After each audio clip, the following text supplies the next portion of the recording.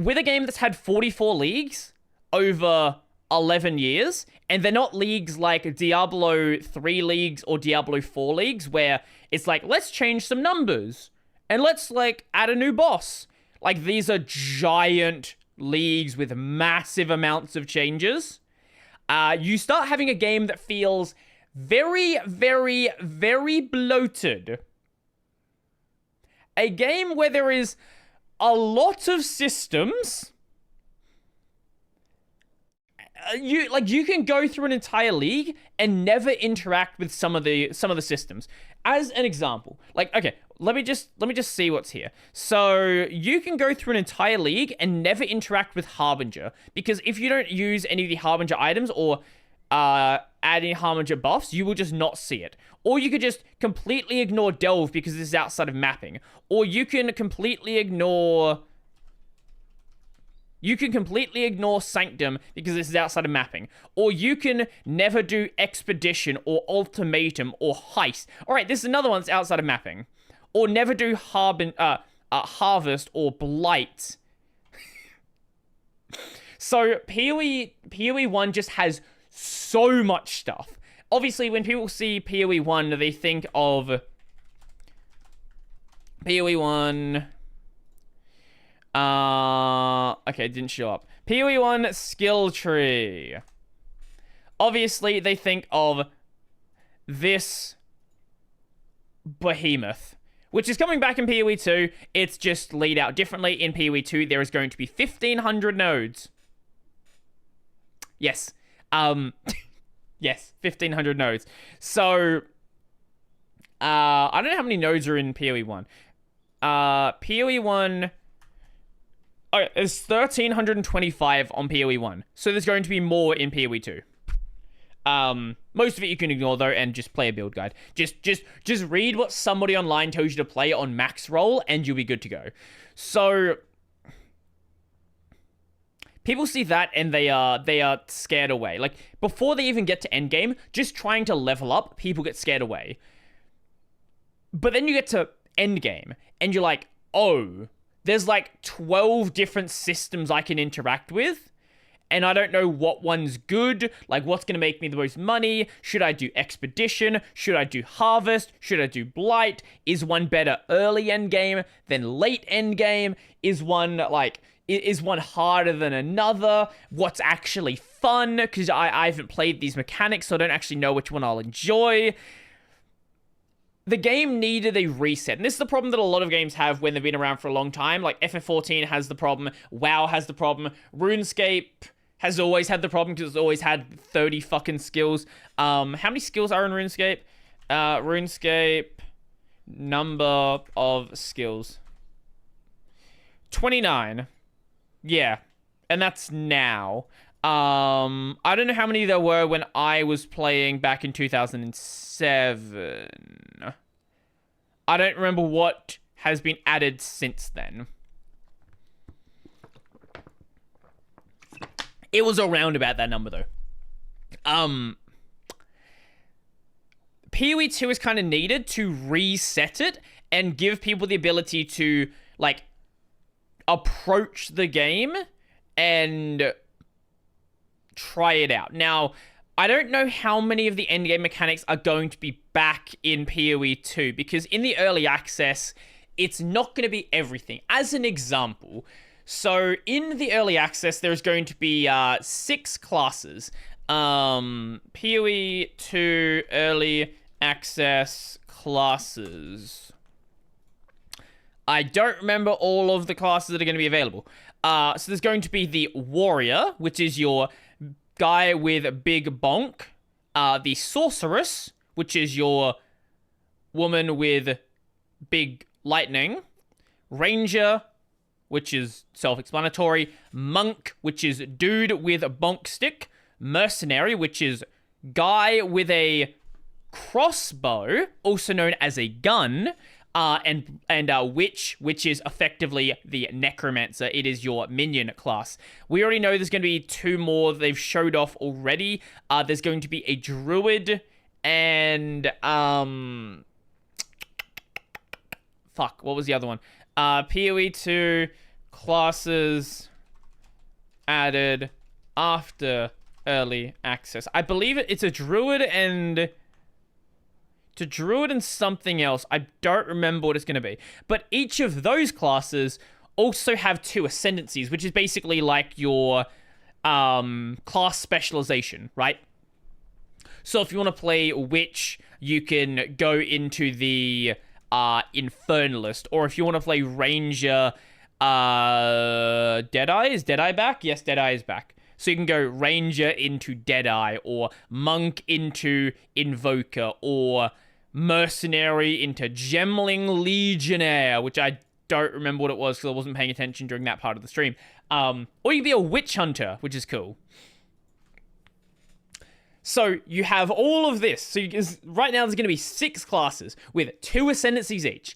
In the full game, there's going to be 12 classes with 3 ascendancies each. So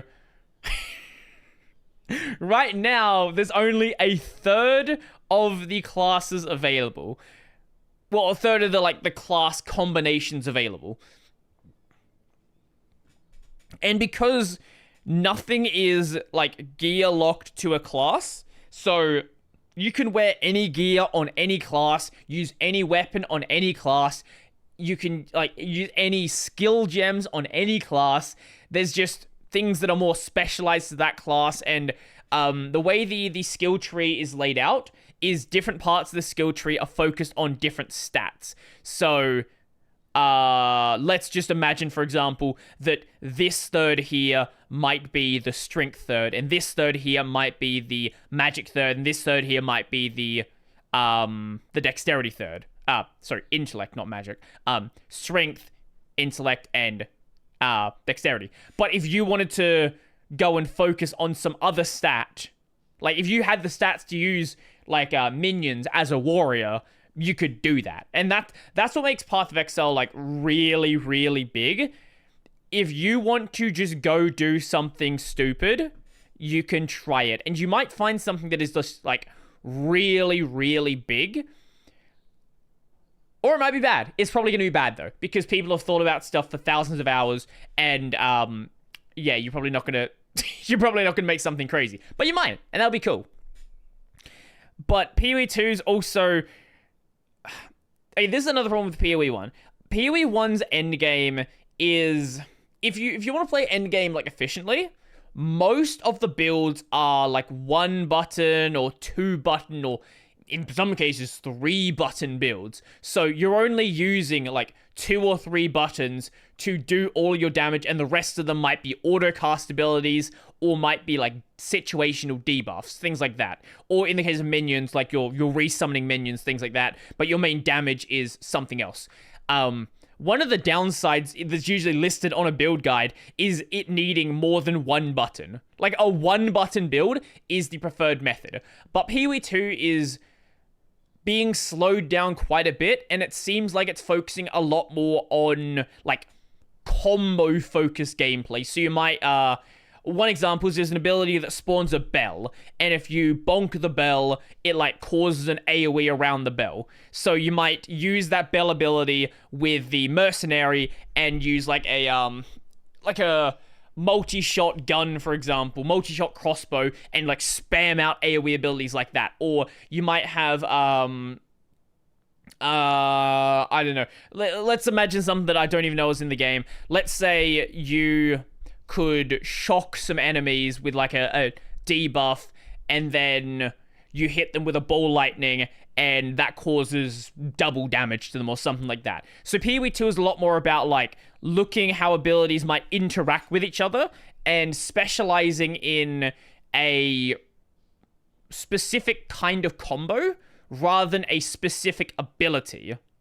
And this is aided by the fact that when you get an ability from your ascension, from your specialization, so when you put points in your specialization, you'll gain in PoE 1, there's one where you can summon this big golem that follows you around. In PoE 1, that's just an ability by itself. In PoE 2, and PoE 1 as well has this system, just not for these abilities. PoE has this system where you can take a skill and then link gems to that skill. So these are support gems. So you have your actual like a skill ability and then support gems for that ability. So you might have a ability that fires an arrow, and then you have a rapid fire support gem, or a multi-shot, or a fire, like it ignites enemies when it hits them, or it's does a chain lightning when it hits them, things like that. But you don't just add one of these gems. I'm not sure how many gems you can link in PoE 2. In PoE 1, you can have your one skill gem and then 5 gems linked to that. I don't know if you're still going to be able to do 6 links in PoE 2. I don't remember from the interface. I think you can, though. I don't see why they get rid of the ability to do 6 links. Oh, that's the other thing. In PoE 1, your skills are attached to your gear. So skills also have colors for the gems. So you have these sockets on your gear. They are colored, and then you have to take your skills and socket them into your gear. So your chest piece, for example, the max amount of slots that can have is 6.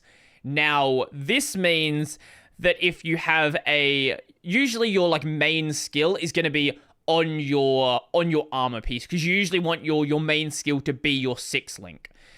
This means that you need not only a 6-linked piece of gear, but a piece of gear that has the stats you want, and also the sockets are the right color.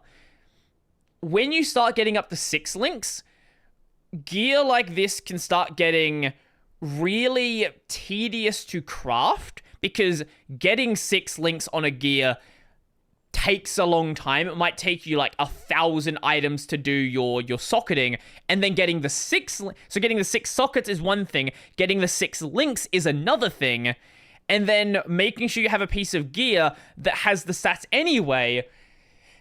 Especially when you start getting to later endgame, like you're spending a lot on this gear. Now the skill gems are moved from your gear to your character.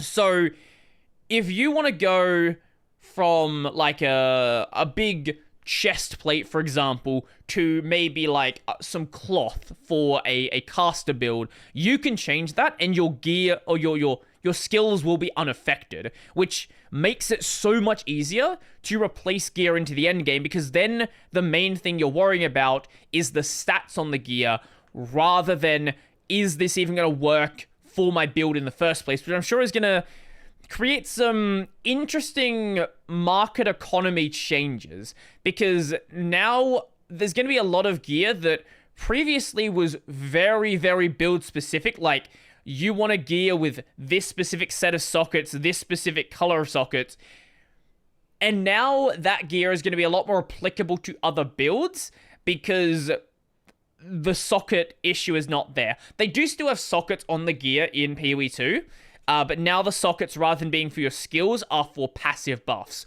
So you might get a, I think they're called charms. Maybe charms are another system. But you can socket in these things that will give you like, plus 20 strength and ice resist or something. Like the stats on them are randomized, so it might be something weird, or like a 15% attack speed with dual wielding daggers, things like that. Which, because, so you can like take those out, so having the number of sockets is still going to matter. So you might still want, I think you can still get like 5 socketed gear. I think that has to be like that has to be throughout one of the crafting systems. Specifically corruption. But I think normally it would be 4 sockets. I don't remember. Regardless, it's going to make gearing a lot easier, and honestly, it's going to be a lot more fun for me to play, because they got to a point with PoE where like, I just didn't find it fun to get my next gear progression, because I knew on the market board there was only like one piece of gear that was gonna fit what I wanted, and I needed that piece of gear. But maybe like I want some other stats on it, but I can't get those stats on it, and because I'm not like The PoE crafting system is super complex as well, and I didn't want to go through the crafting system, so having this system be... having the lockout be in a different location, I think, is going to make, firstly, crafting a lot more approachable for people who want to try crafting, but also buying gear is going to be so much easier as well.